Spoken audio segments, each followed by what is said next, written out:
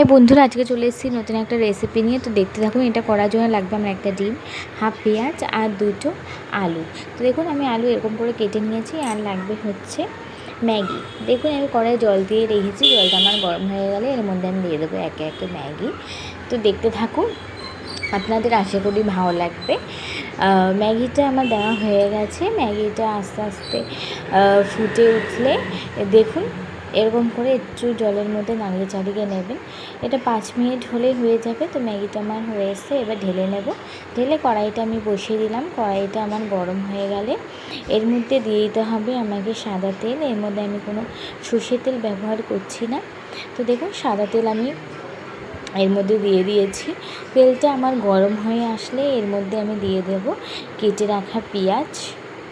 তো দেখতেই পাচ্ছেন, আমি একটু হাত দিয়ে দেখে নিচ্ছি তেলটা আমার গরম হয়ে গেছে কিনা।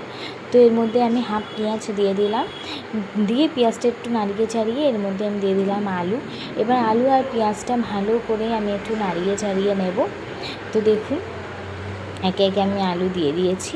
এবার ভালো করে নাড়িয়ে চাড়িয়ে নিচ্ছি। পেঁয়াজ আর আলুটা একটু ভালো করে ভেজে নিয়ে এর মধ্যে আমি দিয়ে দেবো হচ্ছে নুন, কিছুটা নুন। বেশি নুন দিইনি, আপনার পরিমাণ মতো নুন দেবেন।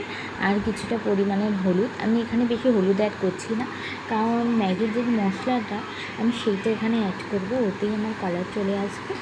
তো দেখুন এবার আলু আর হলুদটা ভালো করে আমি নাড়িয়ে চাড়িয়ে নিচ্ছি। কে কোথা থেকে দেখছেন অবশ্যই আমাকে কমেন্টে জানাবেন। আর আমার রেসিপিটা ভালো লাগলে অবশ্যই আমাকে বলবেন। এবার ওই ফাটিয়ে রাখা যে ডিমটা সেইটা আমি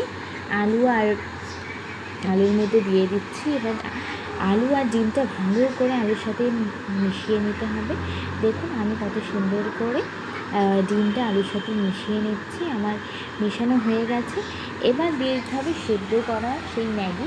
দেখুন আমি ম্যাগিটা একে একে আমি দিয়ে দিলাম। এবার ম্যাগিটা দেওয়ার পরে ভালো করে আলু ডিমের সাথে ম্যাগিটা ভালো করে নাড়িয়ে ছাড়িয়ে নিতে হবে, যাতে ভালো করে ম্যাগিটা ওই আলু আর ডিমটার সাথে মিশে যায়। দেখুন এমন করে মিশিয়ে নেবেন ভালো করে। এবার মেশানোর পরে দিতে হবে সেই ম্যাগি মশলা। এইটা না দিলে পুরো টেস্টটাই অসম্পূর্ণ থেকে যাবে। এটা না দিলে হয়তো ভালোই লাগবে না, এরকম একটা ব্যাপার। তো দেখুন এরকম করে ভালো করে একটু নাড়িয়ে ছাড়িয়ে নেবেন। আর জানাবেন যে আপনারা কারা কারা এই রেসিপিটা বাড়িতে ট্রাই করে খেয়েছেন আর কত সুন্দর বা লাগে এটা খেতে।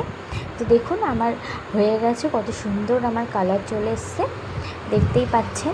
যদি এই রেসিপিটা ভালো লাগে অবশ্যই লাইক কমেন্ট শেয়ার করে দেবেন। আর অবশ্যই বাড়িতে এটা ট্রাই করবেন। আর কেমন খেতে লাগে আমাকে জানাবেন।